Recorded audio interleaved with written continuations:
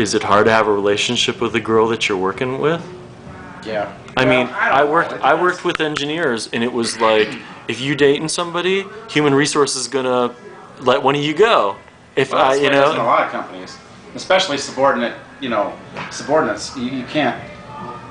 You can't date a subordinate. If you're equals, I've seen companies that's okay with it, but uh, it's just I don't know. It's not difficult dating an employee here. I mean, I've dated lots of. My first wife was a cocktail here that I married when I managed here back in 2000. I just feel like I'm screwed up. I'm jaded because I've seen all the shit that happens in bars like this and people going home with it. You know what? And that just is. So I can't have a relationship.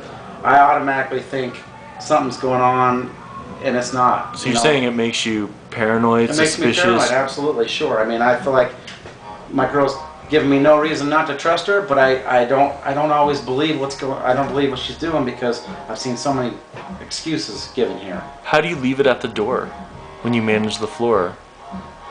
Probably haven't done a very good job of doing that. When I managed here, and I met my wife, my ex-wife, now my wife at the time, I had to. You know what I mean? I had to. I was working for someone. I left it at the door. I couldn't play favorites. I had to be very professional. And sometimes I was harder on my wife than I was everybody else just to prove that I was not playing favorites. Being in the position I'm in now, it's a little different. I don't bend the rules for her, but I mean, people know we're together. And Dude, we have a club in Manhattan, and the daughter of the owner not only manages the club, but she picks what girls get to dance for the place.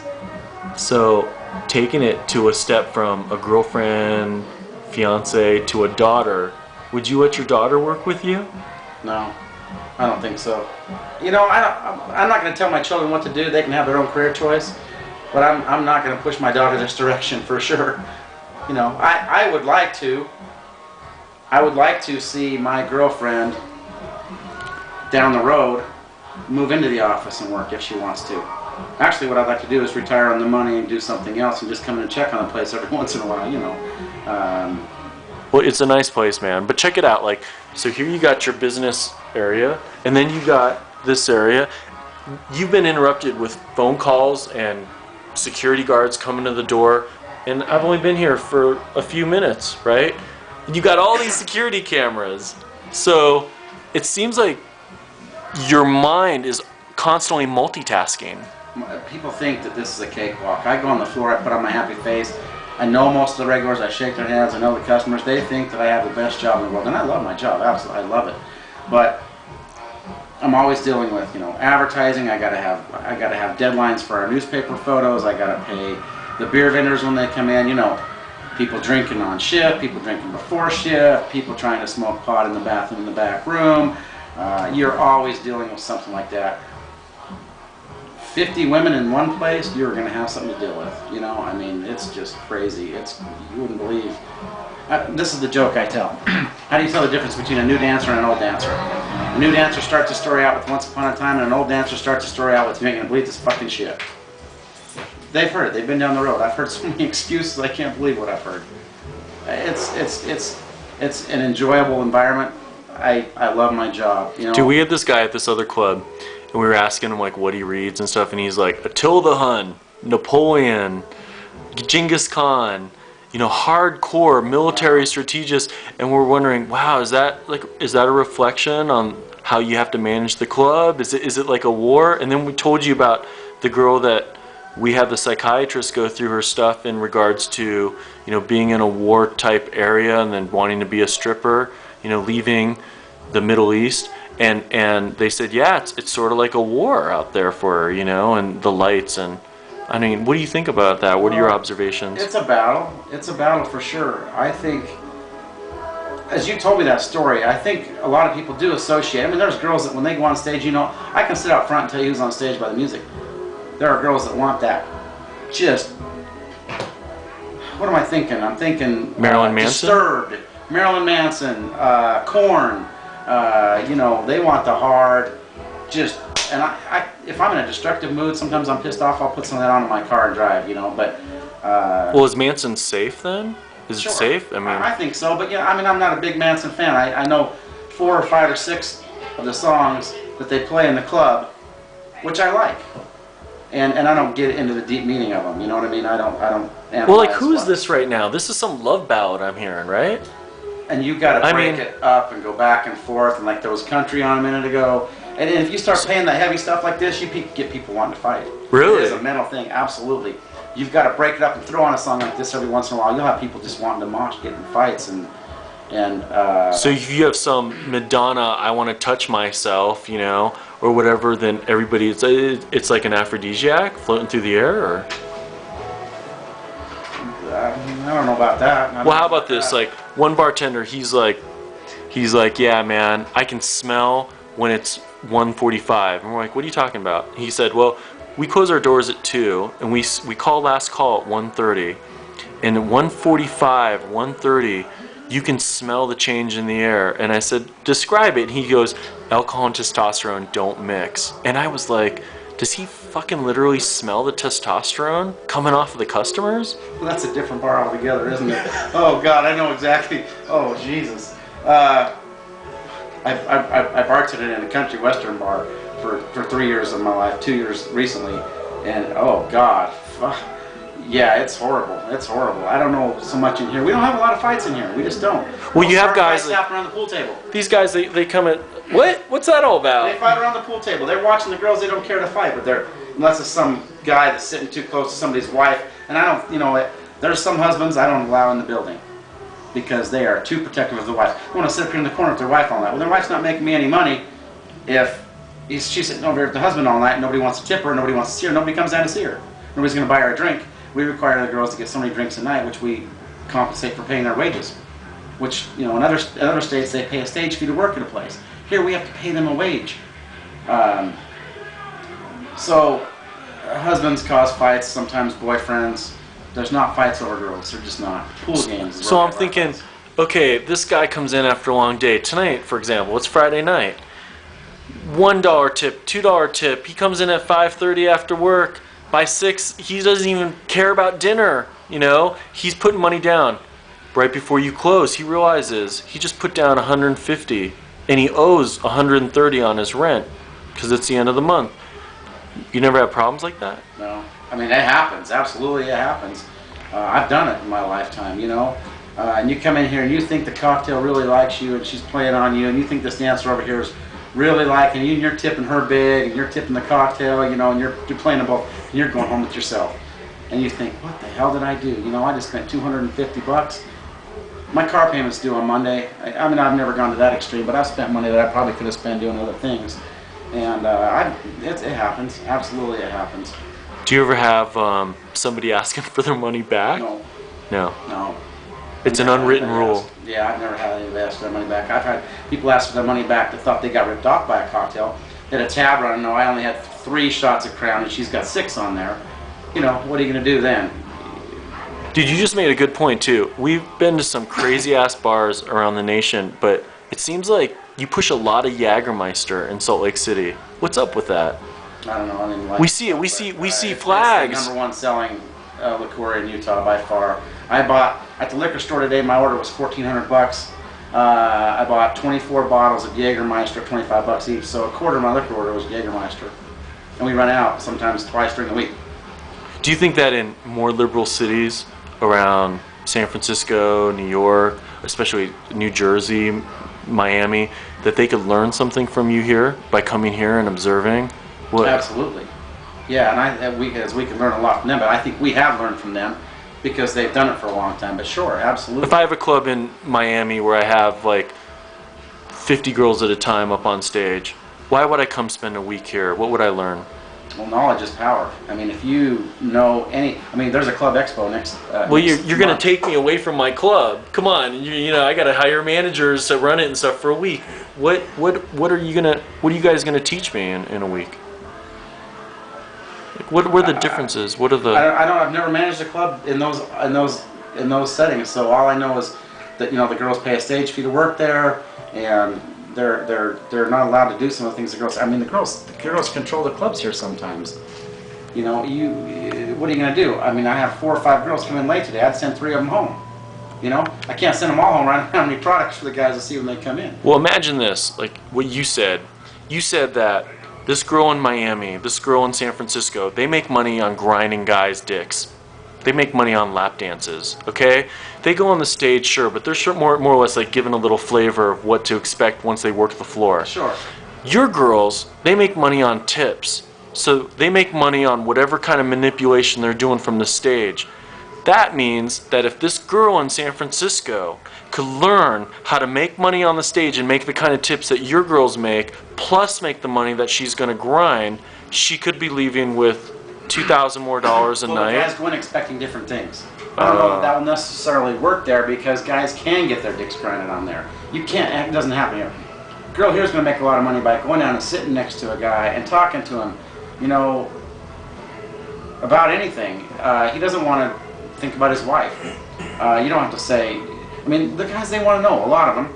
Are you married? Can we go out? What's your phone number? And you got to learn how to play the game because you can't give your phone number out. People will be calling you all the time.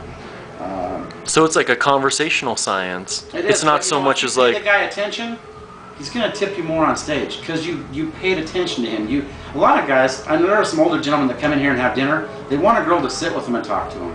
They don't want to take them home. They just want some company. It's like an escort thing, except they're not paying, you know, $150 for their girl to go to dinner or $200 or whatever an escort service. They're coming in. We have an awesome kitchen here. dude, yeah, what kind of dinners? That's a trip because I was looking up at that one camera and I'm like, that's not a stage. And then the guy looked like he was wearing an apron.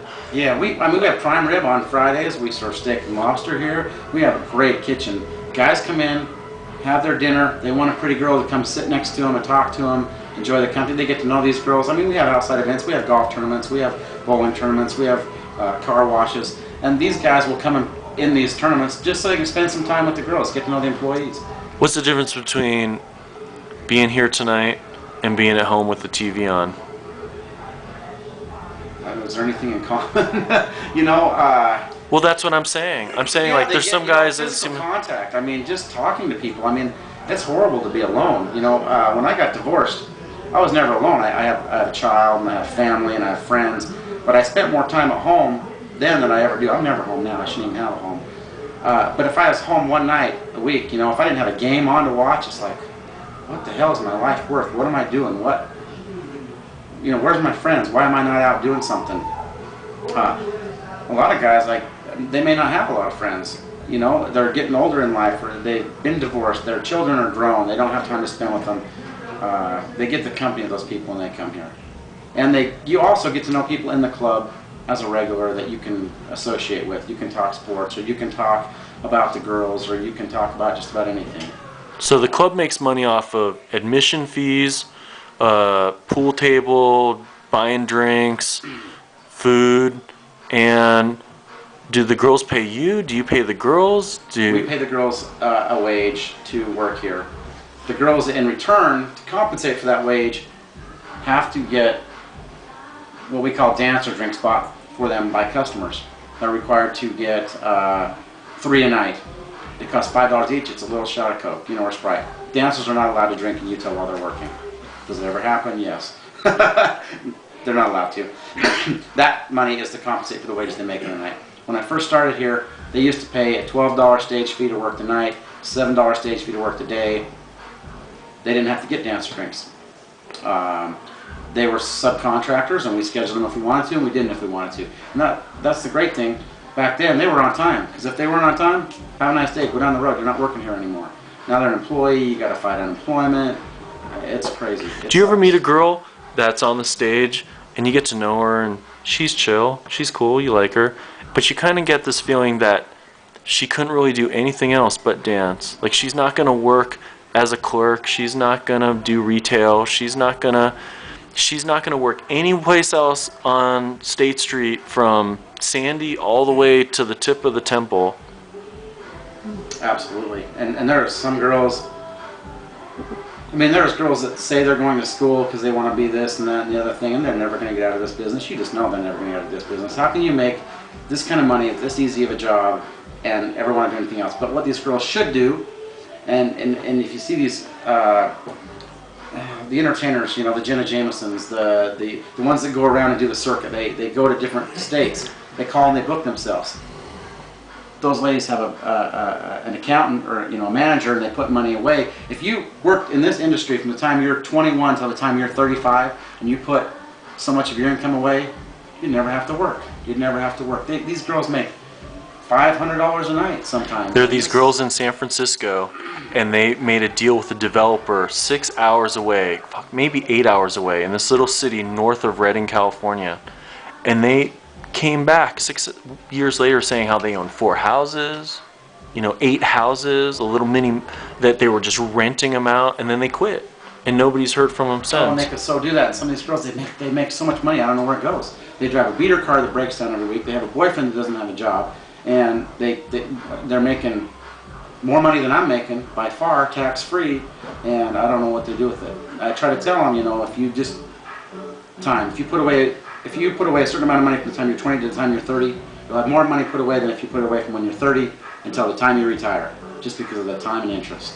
Sometimes it seems like the girls that make the most money at the clubs too, they're lesbians. Like you even said that. You're like, yeah, the boyfriend that doesn't work, the boyfriend that she bought a truck for, the boyfriend that she's putting through school so he can become a doctor, you know. And oddly enough, we interviewed these 4 girls, and they were very successful. They were investing their money, and they were gay. They were lesbians. There's a lot of lesbian dancers. There are, and you wouldn't know it from most of them to talk to them. You'd never know it, and that's part of the game. You can't let them know that. You know, I mean, a few guys are turned on by that, but for the most part, no, because they know you're not going to date them. It's a game. Are lesbians more successful at making money than straight girls? I don't think they're more successful at making it. They're more successful at saving it, and putting it towards something like you said, a house or a car, or yes, absolutely. So a guy is a liability? Not necessarily. I don't know. Maybe it's a lifestyle. I mean, there was a girl who danced here in 1995, had been married, lesbian, you know, back and forth kind of thing. I think unsure. Bought the club next door, owns a club in town now, is full lesbian. Haven't talked to her for a while, and she runs a club down the street. Very successful. We interviewed the executive CEO. He was former chairman, became a CEO of the major company in New York, and he has 2 girls, he has 2 boys, and we said, who costs more? Do the girls cost you more or the boys? And he goes, you know, the girls buy a little shit, but a lot of it in high volume. But the guys, my boys, when they want something, it might only be 1 or 2 things, but it's like $8,000, $12,000. It's the most expensive car. It's the most expensive bike. Do you see that here? Is that what you mean? I mean, so you talk about the straight girl and the lesbian girl saving money because she's buying a bunch of little things, as opposed to the girl that has the guy that he wants a truck. I think opposite. I think that the lesbian girls, they're looking, you know, I'm going to buy a house. I'm going to buy my own car. The boy, I don't know, some of these loser boyfriends, I don't get it, you know. I used to think I had to be a loser if I wanted to date a stripper. This for many years before I ever worked Thank here. you, man. We always ask ourselves that question. Do you have to be a badass motherfucking loser? I think sometimes you can want to, you know what, here's the thing too. Some girls are so fucked up they can't be in a straight relationship. I've seen girls that have gone from one abusive relationship to another to another. They meet a nice guy, they don't know how to handle it. They don't know how to handle it. They don't know how to handle the compliment. They don't know how to handle being treated nice. They go out of their minds. So they do things in order to get treated abusively, and that's not going to happen with this guy most of the time. They purposely create chaos in the relationship to have that. It's like the combat zone thing that you were saying with the girl. I think they create that because they need that violence, or they're used to it. And we talked about that several times. You go out here, we started talking about it with the music some of the girls play. It is a psyche. It's the way you think of yourself and the way you think of the club and what you do. Some girls block it out. Some girls hate being dancers. They fucking hate being dancers. What are they going to do to make this kind of money to support their kids? And just don't get trapped, you know? I mean, I love having girls work here. Obviously, I got to have girls work here. I don't have a club. I think the best employees sometimes have a regular day job on the outside, and this is their fun money, their play money, their extra money, and they don't rely on it. I was that way for years. I had my regular day job at the airport, and I'd come in here and manage a few nights a week, or I bartended for a period of time. And I didn't care if I lost this job. I didn't care if I was here. It was my play money. It was my fun time. It was a little bit of a social life. The girls who rely on this income are the ones that you come in sometimes and say, "Oh God, I got to make $500," and they don't do it, and they're pissing you. Dude, there's 24 hours in a day, and there's 7 days in a week. Where do you find the time to manage a bar, and then manage this place, and then have a relationship? I don't. I don't manage another bar. Where's the espresso machine, man? Right, Where's the? It was there until this morning. I just took it out. I took the espresso beans in the kitchen. I don't even have time to make espresso. If I can't call a cocktail waitress and have her make the espresso for me, I don't have time. I mean, I got here at 9:30 this morning. I went home for about an hour and a half. I'm back here. I'll be here till about 2 o'clock in the morning, 1:30, 2 o'clock in the morning, then back at 9:30 in the morning. You know, I read this great autobiography by George Burns, and he said, "You can never retire." And I'm looking at you now and listening to this, and it's thinking, what would you do if you were trying to retire? I mean, you don't seem like the kind of guy that would play golf. I've had 2 or 3 jobs. I'd love to golf. I played more golf last summer than I've ever played, and you know what? This year I played 6 times because of this club right here. I was going to play golf this morning. I had to cancel. I don't have time, and I love the sport. I love it. I love baseball. I love sports. ESPN, only channel I ever watch, basically. I don't even see SportsCenter anymore. I bleed Dodger blue. I have extra innings at my house. I have to tape the games, go home and watch them at 2:30 in the morning. You know, and then Sundays I take off. So I'm only here a little bit on Sundays. Do these cameras work? Do they serve their purpose? Absolutely, yeah. I can spend time in the office. I can even be on the computer and watch the reflection. The front door will call me. If there's someone up there that, you know, I know they need to see me, or, you know, I don't want to see them, I can tell them I'm in a meeting, whatever. I got the bar here, I can see them walk in. I can see them walk back to the back office. Their head will come across here, and then they come right back here into the office. So it's your time saver. I can see exactly where people are walking through the club.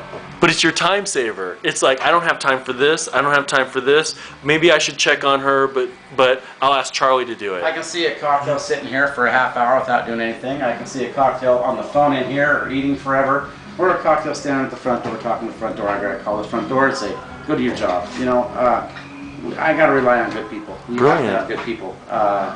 If you don't have someone to watch the club for you, go crazy because there's too many things to take care of. You have TV screens out there. Does a club have to have TV screens? Because we've been in some clubs that don't. But does it help? Does it hurt? Yeah. Well, Sundays is that we have the NASCAR on. We have the football on for the guys. Sundays. Full adrenaline rush. Come in and, you got NASCAR. You got topless girls. You got Jägermeister flowing. We have pool tournaments. So we have a lot going on other than just the dancers. You know, we had a big car wash here last week, and the girls right here in bikinis, and then on the inside we've got the sports on, and there's a lot going on. It's fun. It's a good time. But there's something for everybody. We call this our buddy bar right over here. Everybody on this table knows everybody. They know the business of most people too. They're here every day. The pool tables are in front of that. They play pool. They'll tip some of the girls. It's great. I love it.